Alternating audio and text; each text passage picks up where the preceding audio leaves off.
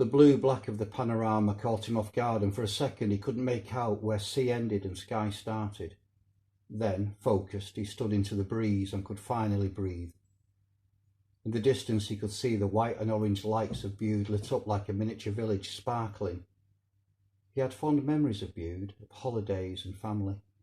Much further out to sea he could just make out the white glow of the lights of sea-going vessels, trawlers or ferries. It was too far out to distinguish which. They meandered across the ocean. He wondered how the people out there felt. Did they know how far out they were? How vulnerable? Looking down the steep face of the cliff, white-tipped black waves rolled and tossed and crashed and scurried away to regroup, endlessly pounding into the shining, jagged teeth of hard rock. He had always loved the waves, the sound and the power and the incessant movement. Why had he never lived by the sea? On the cliff edge he sat, dangling his legs over the edge. A strange sensation. He'd never done this before. So many things he hadn't done. He looked again at his phone, at the screen lock photo. He looked at her beauty, her eyes with that steady gaze and a smile. No messages.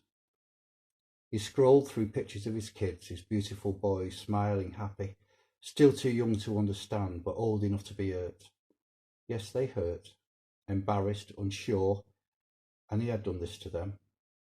Some of the pictures showed their mum, his wife who had done no wrong, who had borne the brunt of his anger and his bitterness and his stupidity, and he wept, large, silent, hot tears. How could he still cry? How could he have any tears left? After a while he rummaged in his backpack and found the letters, one for each of the boys, written and rewritten 1,000 times. I'm sorry. He put them back carefully. There wasn't a letter for his wife. No point. He pulled the bottle of Jack Daniels from his backpack and took a long, deep swig straight from the bottle.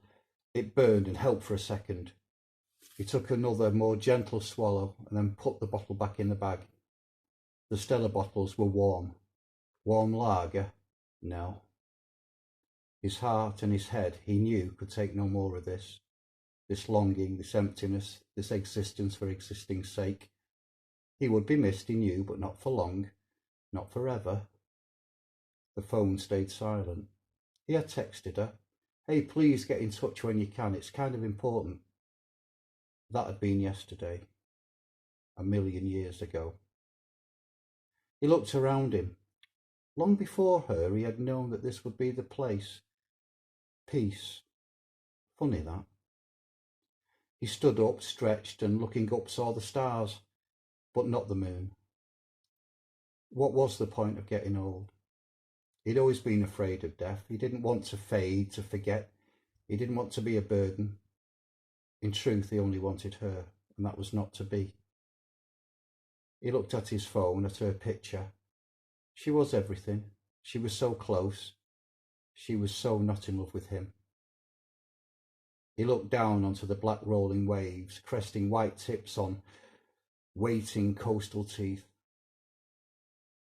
I'm so sorry, he said to himself, to no one in particular. And putting his phone in his jeans pocket, closed his eyes and stepped over the precipice. The phone rang.